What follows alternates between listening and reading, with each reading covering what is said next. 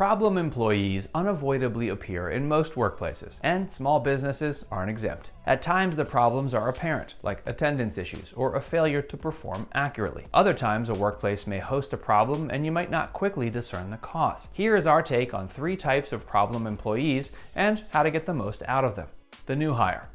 As a rule of thumb, it can take 3 months on the job for new hires to get a feel about how everything operates, who does what, how to perform their job, and their role in the success of your business. As a result, they constantly look for help from supervisors or coworkers, or waste a lot of time doing research. Worse yet, they fumble around and end up delivering a poor quality deliverable that has to be redone. They can't perform their duties independently without excessive supervision or draining the time of other staff members. So how do you handle them? In a fast-paced work setting, onboarding fresh hires efficiently can be a challenge. However, it's worth the effort. Here are a few things you can do. For starters, conduct an orientation session that provides basic information like an outline of the company, history, and structure. Give them an overview of organization charts, contact info, building layouts, and mission statements. Then share key behavioral policies like dress codes, incident reporting, internet usage, and the like. Show them resources, guidelines, and rules for doing work at the organization too. Every new employee will have a gap, a lack of knowledge, training, skill, or whatever.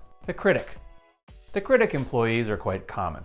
This worker can't find anything positive to say. They focus only on seeing what's wrong and sharing that opinion with anyone who will listen. This type of employee comes across as an annoying know-it-all. They seem to find pleasure in pointing out any issue, mistake, or glitch, whether real or perceived. The critic presents a challenge in morale, teamwork, and meeting deadlines. They may think their feedback is helpful, but instead alienate themselves from teammates, managers, vendors, and potentially customers. How do you handle them? When the situation merits it, management should pull them aside to commend them for a negative comment that was actually helpful. Thanking them for their contribution should be followed up by counseling them on improving the tone or content of that message. You should also emphasize your expectations in performance appraisals for this employee to make positive workplace contributions while reinforcing that identifying a negative should only be the first step. They should also put effort into finding a potential solution. Creating an environment of positivity results from allowing every employee to feel they can air concerns and issues, to have the tools and empowerment to resolve problems, and to think and act independently. The resistor.